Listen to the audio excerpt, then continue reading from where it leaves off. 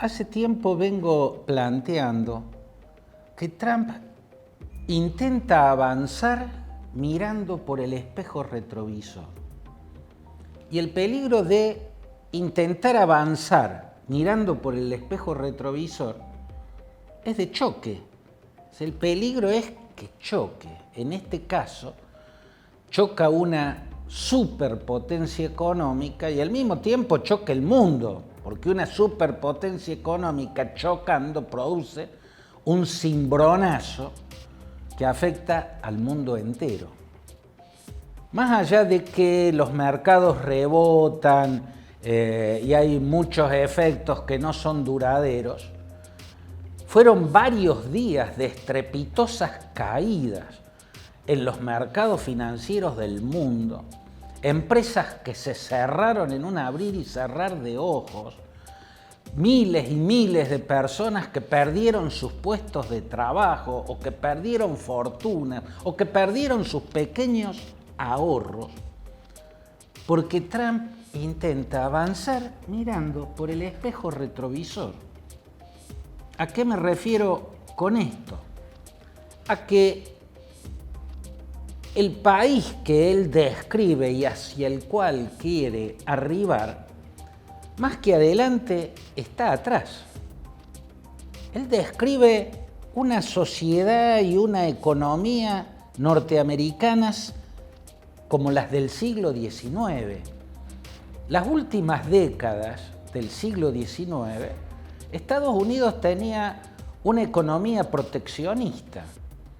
Economía donde los aranceles que protegían de las importaciones a las empresas manufactureras norteamericanas crecieron sustancialmente en un santiamén cuando llegó a la presidencia uno de los presidentes norteamericanos que más admira Donald Trump, William McKinley. William McKinley llega al poder en 1897 y lo primero que hace es, a los aranceles que ya existían, los multiplica y los incrementa. Eso, en el corto plazo, tuvo buenos efectos para las empresas norteamericanas. Siempre el proteccionismo, cerrar la economía a los productos importados en lo inmediato, tiene efectos positivos. Después, en el mediano plazo, empezaron a aparecer las contraindicaciones que se fueron agudizando en el largo plazo. William McKinley no pudo ver en qué terminó su experimento económico porque en 1901 fue asesinado por un anarquista magnicida. Como fuere, el mundo que piensa Donald Trump se parece más, y en los Estados Unidos que piensa Donald Trump se parecen más a los del tiempo de William McKinley. Incluso la geopolítica de Trump se parece a la de William McKinley, porque hubo dos grandes expansiones territoriales en el siglo XIX.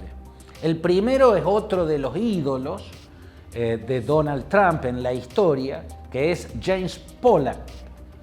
James Polk expandió el territorio norteamericano significativamente, anexando California, Nevada, Utah, parte de Wyoming, parte de Colorado, la República de Texas, que en ese momento se había separado de México, Arizona, Nuevo México.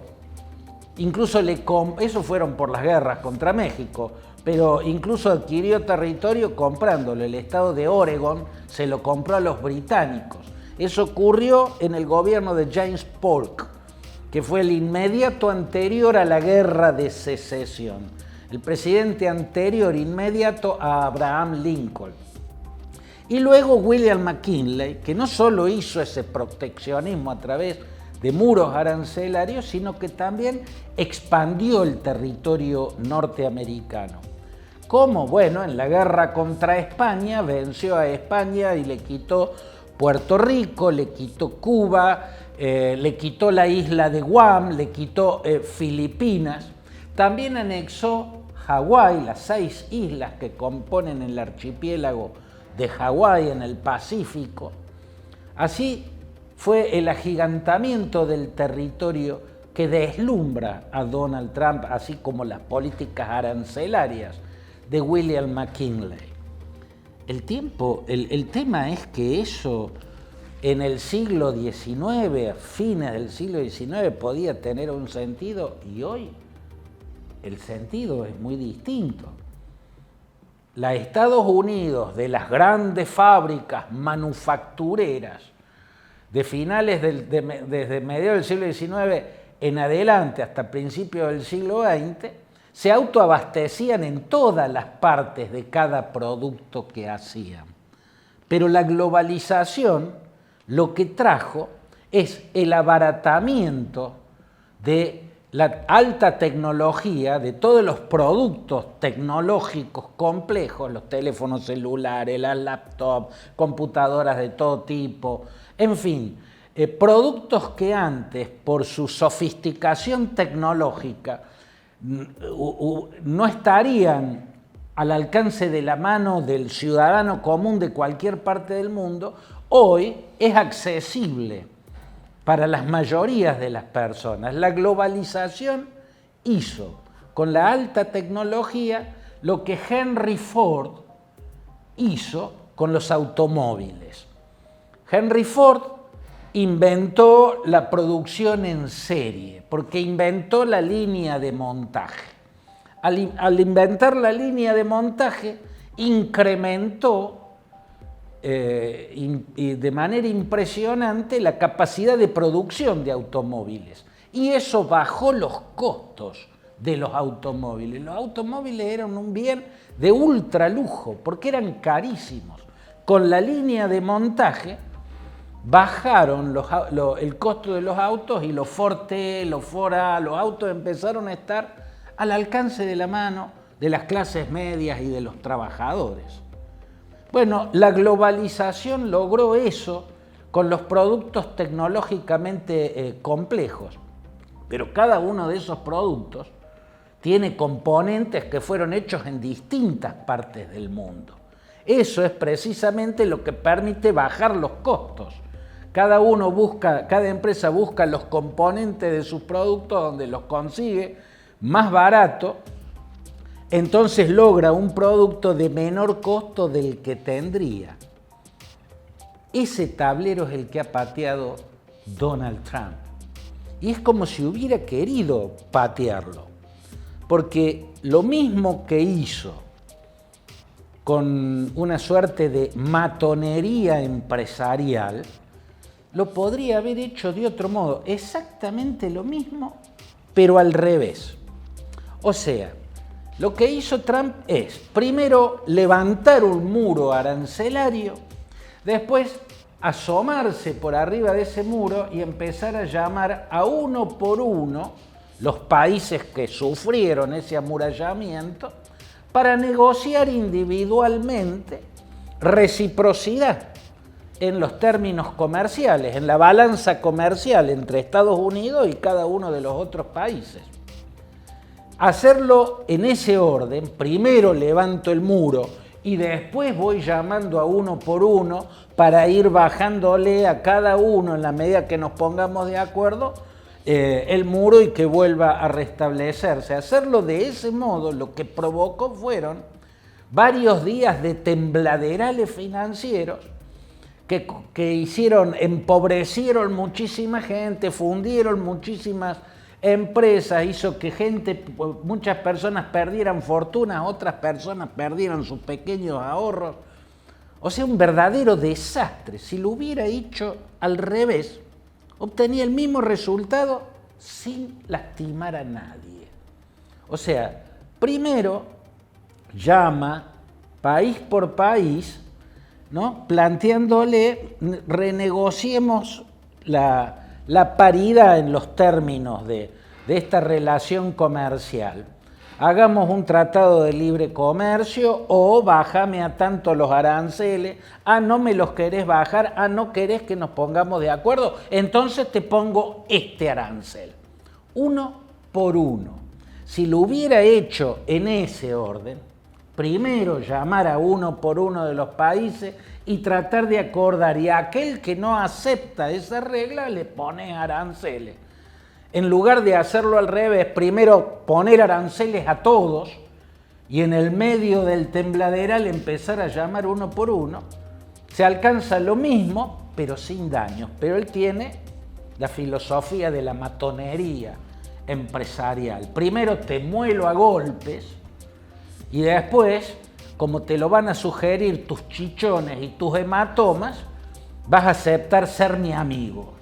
No, primero seamos amigos y de ese modo me evito y te evitas que te muela a golpes. El orden lógico no fue el que utilizó el orden absurdo. Y los daños fueron muy graves. Más allá de que después pueda todo equilibrarse, pueda todo volver a funcionar, bueno, en lo inmediato fueron gravísimas las consecuencias, incluso en los Estados Unidos. Y todo eso en una medida importante desde mi punto de vista es porque Trump avanza mirando por el espejo retrovisor. Entonces va chocando. Lo justifica con la filosofía de la matonería empresarial. Primero soy duro, entonces te golpeo y vos ya golpeado, venís y me firmas lo que te imponga. En rigor, el modelo de él está a finales del siglo XIX y lo muestra tanto en lo económico como en lo geopolítico.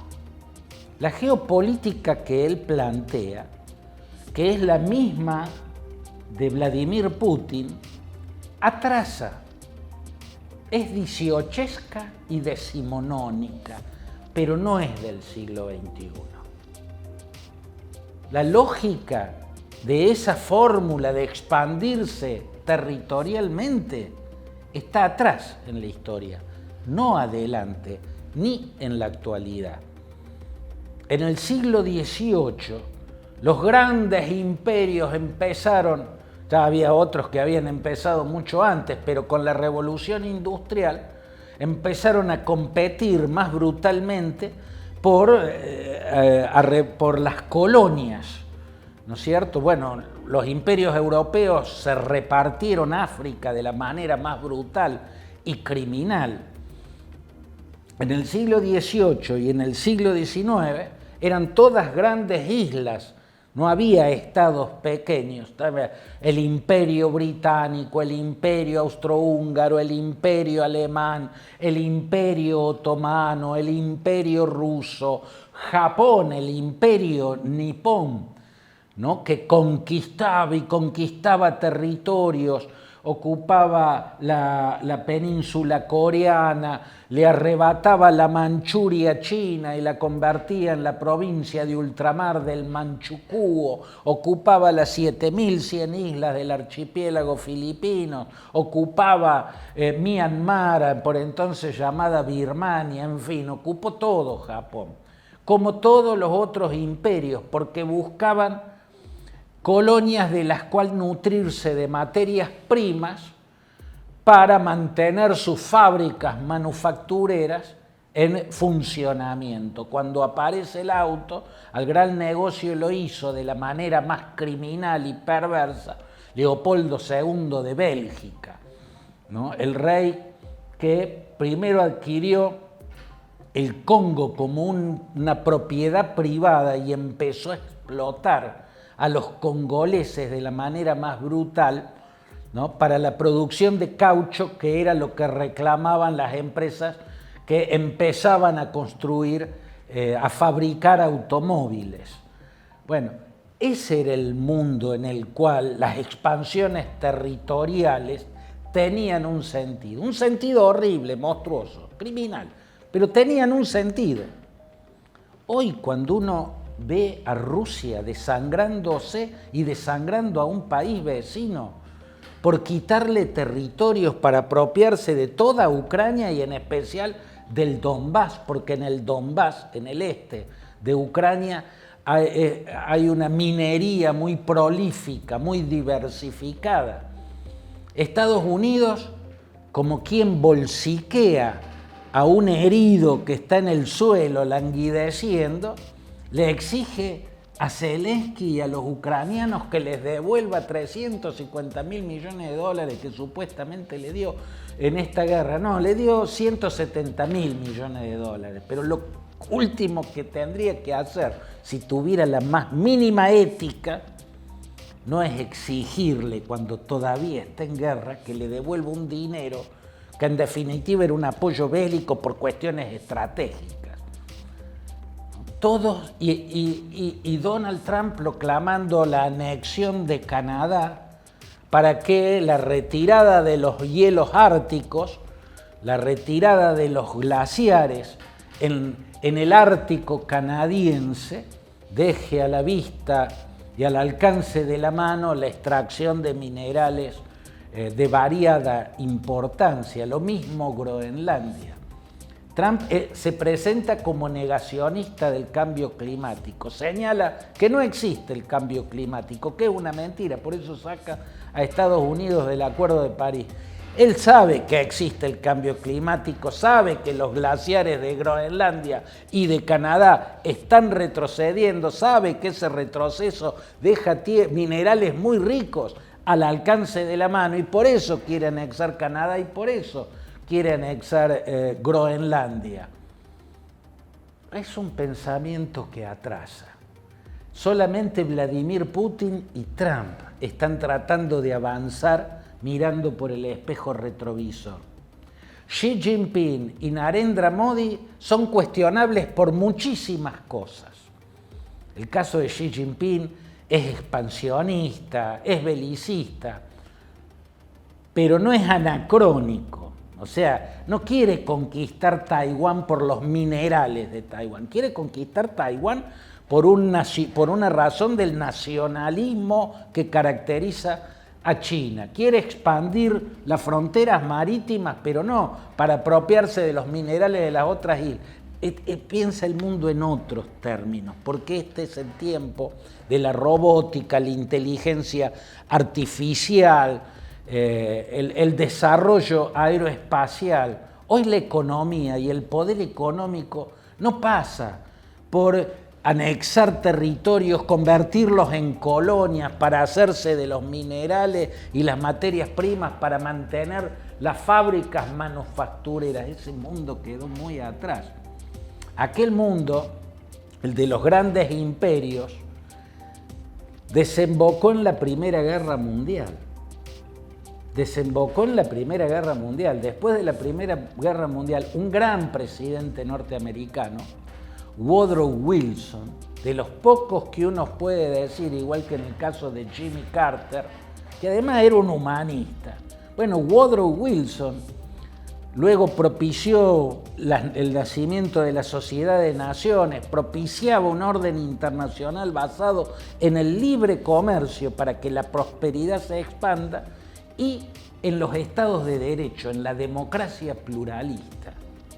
Bueno, el gobierno actual de los Estados Unidos marcha absolutamente en dirección contraria. Más allá de lo que ocurra finalmente con este tembladeral económico, está claro que para lograr el mismo objetivo podría haber hecho lo mismo, pero al revés. Lo hizo del peor modo, entre otras cosas, porque su forma de ver el mundo es anacrónica.